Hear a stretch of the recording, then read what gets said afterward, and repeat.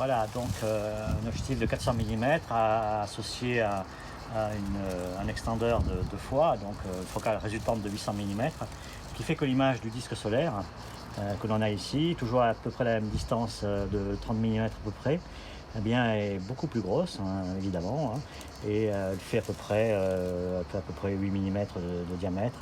Donc elle est plus longue, plus large que la dimension de la fente de Solex, qui fait 4,5 mm. Donc on n'aura pas le disque en entier, mais on a ici une image qui va être bien sûr plus résolue.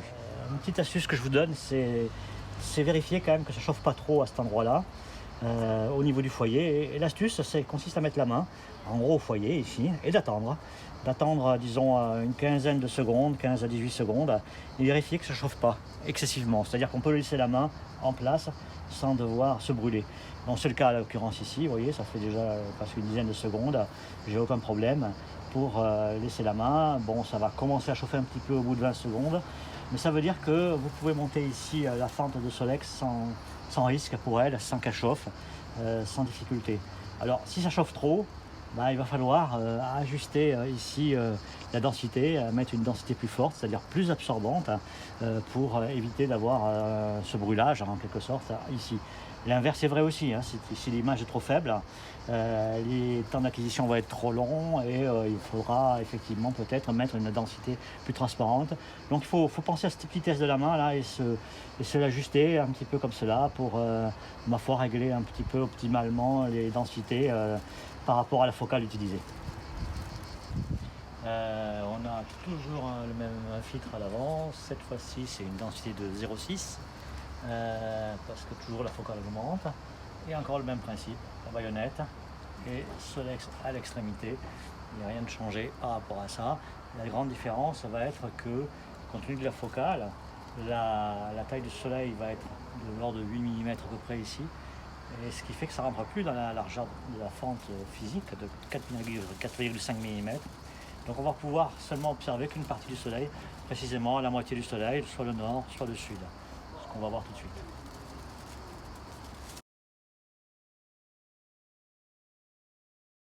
Voilà, la mise au point est bien faite. On peut voir ici le bord du soleil, la fente tangente le lame solaire. On voit la chromosphère en fait avec cette forme un peu particulière. On voit aussi un espèce de clignotement qui est malheureusement lié à la turbulence qui était assez forte, qui est forte au moment de cette observation tout simplement. Donc je vais déplacer un petit peu l'image en balayant avec la raquette et on va voir qu'il se passe des choses sur le soleil à ce moment-là. Vous voyez ici, il y a une espèce de zone verticale. En fait, ce sont des taches qui commencent à se former sur le limbe solaire. Et on voit aussi des décrochements, des structures dans la RH alpha qui correspondent à des effets Doppler, en fait, à l'effet Doppler, c'est-à-dire c'est du gaz qui s'approche ou qui s'éloigne de nous et qui crée cette espèce de distorsion de l'arrêt qui est très caractéristique et qui est d'ailleurs le signe que l'on voit pas mal de détails sur l'image. Alors on voit en particulier des zones brillantes ici dans la RH alpha qui vont correspondre dans l'image à la fin solaire à des points brillants dans l'image solaire. Voilà, on peut continuer à balayer le disque. Alors je vais baisser un petit peu le gain pour mieux voir autre chose, voilà, et donc je vais les déplacer un petit peu plus vite, voilà, et là on voit cette espèce de bouillonnement qui correspond donc à des détails sur la surface solaire, plutôt dans la RH alpha, avec les effets Doppler, et on voit aussi, si on peut le deviner, je vais encore baisser un petit peu le gain, on peut deviner aussi des stries verticales qui vont défiler quand je déplace, et qui correspondent à la granulation solaire ou la macrogranulation solaire, voilà. Et ça aussi, c'est le signe que la qualité de l'image est bonne et qu'en particulier, on a réussi à faire une bonne mise au point. Remarquez qu'il y a des traits fixes, ici et ici. Ce sont des petites poussières qui sont sur la fente, qui ne sont donc pas des détails sur la surface, qui sont constants, mais qui s'en vont très très bien lorsque l'on fait le traitement d'image derrière, avec la correction de ce qu'on appelle le transversalium.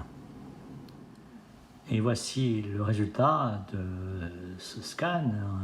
On voit ici le bord solaire et les fameuses régions qu'on a vues tout à l'heure dans la RH alpha qui étaient brillantes et noires avec des effets Doppler importants, le début de formation d'une tache ou d'une grosse protubérance.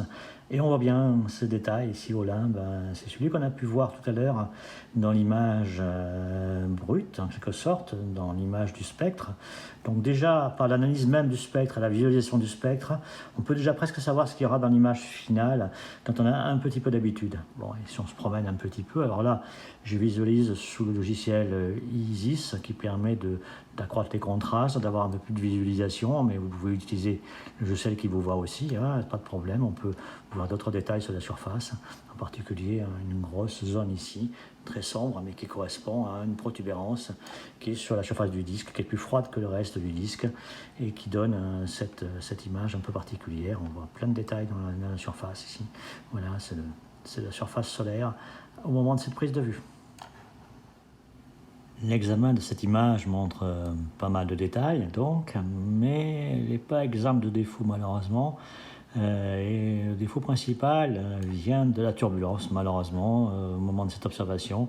Si je serre les seuils sous Isis, ici, donc voilà, je vais brûler la surface solaire artificiellement, hein, momentanément. Je vais regarder le limbe solaire, alors on voit en même temps qu'il y a des protubérances, hein, bon, c'est classique sur le soleil, mais enfin toujours spectaculaire. Et malheureusement, on voit aussi un effet dentelé sur le bord ici, qui correspond en fonction de la vitesse, enfin au moment de l'acquisition, au moment où je balaye, effectivement, à des sautes qui sont liées au seeing, à la turbulence, qui créent ces phénomènes-là. Malheureusement, je n'ai pas beaucoup de chance lors de cette observation, on en voit beaucoup ici, mais il y en a beaucoup, mais vous aurez sûrement des conditions meilleures que les miennes, et de toute manière, ça va déterminer beaucoup la qualité finale de votre image. Je rappelle que celle-là est faite avec un téléobjectif de 400 mm de focale, avec un doubleur de focale associé, et qui donne donc 800 mm de focale. Mais on voit qu'avec ce matériel-là, déjà, on voit quand même pas mal de détails sur la surface solaire, et que l'on peut même détailler avec beaucoup de contraste si on le désire. On voit beaucoup de choses sur la surface. On voit notamment ici une zone active avec une onde externe qui se développe à la périphérie.